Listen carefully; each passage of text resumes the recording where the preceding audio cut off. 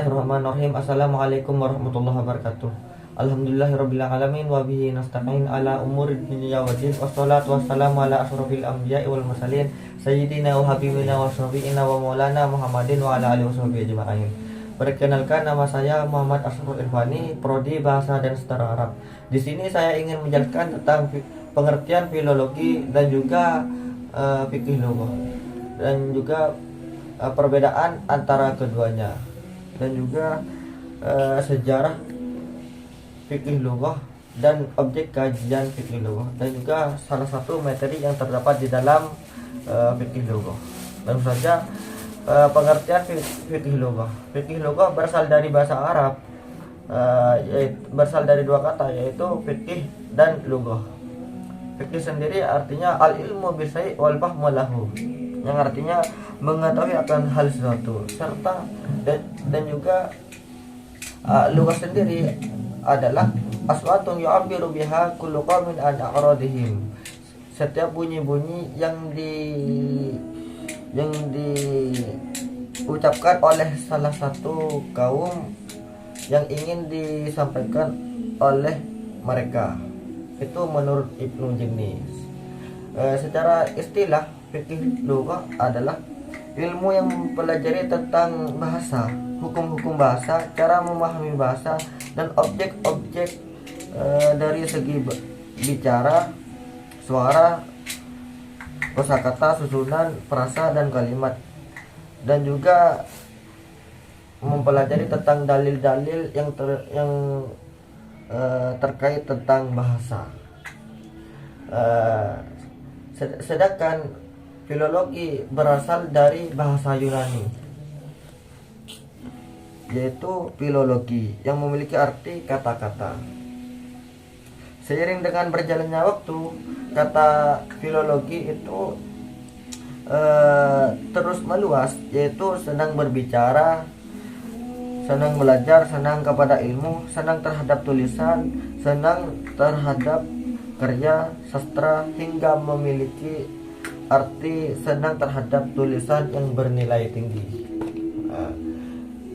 Sementara secara istilah, filologi itu adalah sebuah ilmu yang mempelajari tentang sejarah, peranata, dan kehidupan suatu bangsa yang terdapat dalam naskah-naskah lama.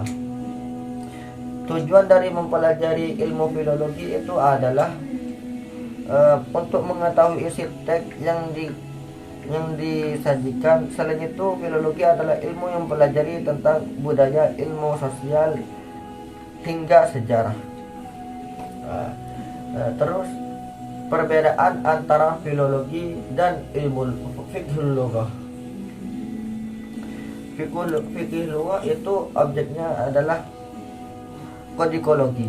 Apa kodikologi itu? Kodikologi itu adalah ilmu yang mempelajari tentang penaskahan sebagai alat tulis atau berfokus pada naskah atau fisik. Sementara fikih lughah itu objeknya yaitu tekstologi. Tekstologi itu adalah ilmu yang mempelajari tentang teks sebagai yang tertulis di dalam naskah, atau mempelajari atau berfokus pada isi teks. Tekstologi itu adalah ilmu yang mempelajari tentang apa-apa yang tertulis di dalam naskah. Kemudian sejarah fikih lughah. Sejarah fikih lughah itu dibagi menjadi tiga, yaitu yang pertama fase klasik 1 atau perintisan, yang kedua yaitu fase klasik 2 atau kelahiran dan pertumbuhan, yang ketiga yaitu fase modern atau pengembangan. Yang pertama itu fase klasik 1 atau perintisan. Fase perintisan itu dimulai dari abad 2 Hijriah. Yang mendorong penyusunan fikih lughah adalah munculnya lahan atau kesalahan berbahasa di kalangan masyarakat Arab akibat interaksi mereka dengan masyarakat luar. Aktivitas ilmiah yang dilakukan pertama kali oleh para ulama atau ahli bahasa adalah pengumpulan data bahasa dari masyarakat Arab pendalaman, atau biasa disebut dengan Badui. yang bahasa Arabnya masih dianggap murni, lalu mengkodifikasikan di dalam bentuk tulisan, bentuk kamus, yaitu buku Qawaid Bahasa Arab dan Tafsir Al-Quran. Di antara ulama-ulama yang hidup pada fase klasik pertama yaitu Abdullah bin Ishaq Al-Hadrami, Isa bin Umar, dan lain sebagainya. Kemudian yang kedua yaitu fase klasik 2 atau kelahiran dan pertumbuhan. Fase ini dimulai sejak abad keempat Masehi Hijriah. Pada fase ini karya yang dihasilkan telah diberi nama fikih lughah atau ilmu lughah. Pada fase ini fikih lughah muncul sebagai suatu sub kajian bahasa yang independen atau berdiri sendiri, tidak lagi menempel pada kajian lain sebagaimana pada fase yang pertama atau fase perintisan. Karya-karya yang muncul pada fase ini adalah kamus-kamus Arab, kitab-kitab qiraatul Quran, nahwu, sharaf, dan aswad, dan lain sebagainya. Namun yang paling menonjol pada fase ini adalah karya-karya dalam bentuk kamus. Di antaranya yaitu Al-Jamharah, karyanya Ibnu Duraid; Diwanul Adab, karyanya Al-Farabi; Al-Barra, karyanya Al-Qoli; At-Tahdhib, karyanya Al-Azhari; dan juga As-Sihah, karyanya Al-Jauhari. Yang ketiga yaitu fase modern atau perkembangan. Fase ini dimulai pada abad ke-14 Hijriah.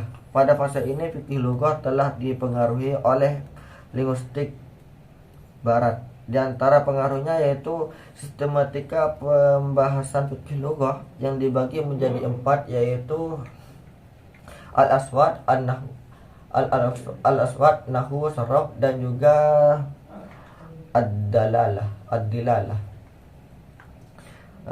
Dan juga pembagian kajian linguistik menjadi 2, yaitu al-wasfi dan al-muqaran. Buka. Dan yang terakhir yaitu di antara para ulama fikih lughah fase modern, peserta karyanya adalah Mustafa Shadiq Ar-Rafi'i yang mengarang Tarikhul Adab, dan Ibrahim Anis yang karyanya yaitu Min Asraril Lughah, dan lain sebagainya.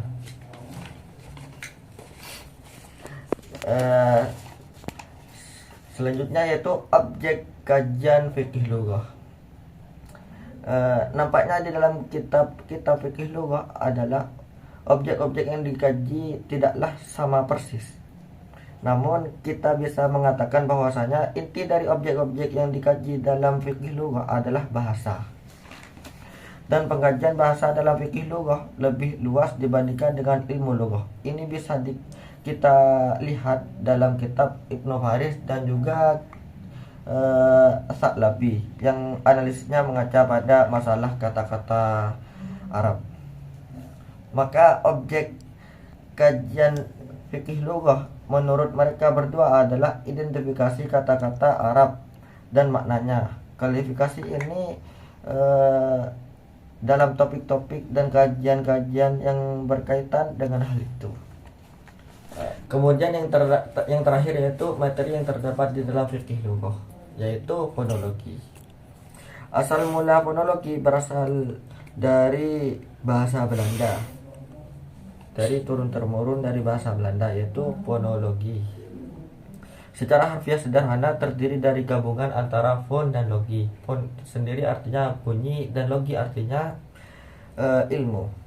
Fonologi adalah ilmu yang mempelajari tentang pembendaharaan bunyi-bunyi fonom, bahasa dan distribusinya. Fonologi diartikan sebagai kajian bahasa yang mempelajari tentang bunyi-bunyi bahasa yang diproduksi oleh alat ucap manusia. Bidang kajian fonologi adalah bunyi bahasa sebagai satuan terkecil dalam dari ujaran dengan gabungan bunyi yang berbentuk suatu kata. Sekian dari saya. Apabila terdapat kesalahan maupun kekurangan di dalam penjelasan saya mohon maaf sebesar-besarnya. Wabillahi taufiq wal hidayah. Assalamualaikum warahmatullahi wabarakatuh.